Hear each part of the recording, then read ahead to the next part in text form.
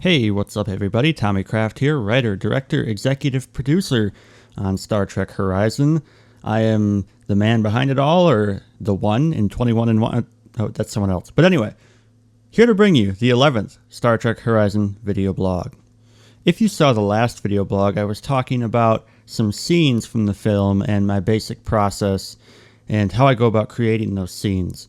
At that time, I had just been finishing up around scene 100 in the shooting script. And now I am currently up to scene 150. So that's great progress. It's slow as usual, but it is good progress nonetheless, especially considering that there are 177 scenes in the shooting script. Now, for those of you who don't know, a scene in a script is basically any time the location changes.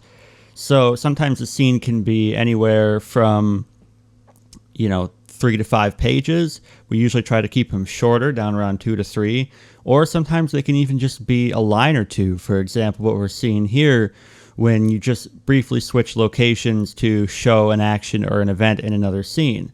But then there are other times where a scene is an entire conversation piece and it might be 3 to 5 pages long. So what does this all mean? The gist of it is that we are getting there. It's still going slow because I'm mainly doing all of this by myself. Now, that's not to toot my own horn, but rather just to say that when you're creating a sci-fi feature like this, it can take a lot of time when you have a team, let alone when you're doing all of the visual effects by yourself.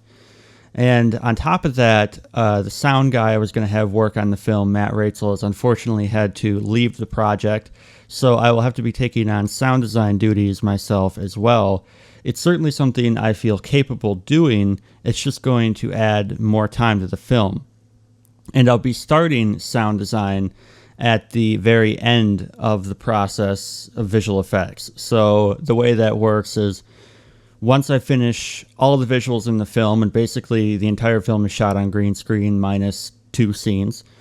So once I finish all of those green screen scenes, the film will then be locked. And once the edit lock is done, then I can move on to sound design and scoring. And as you saw back 2 video blogs ago, I had started on doing the score for some scenes that are already locked. But at this point, to do the rest of the score and to do the full sound design, I want to wait until everything is done and nothing is going to change at all.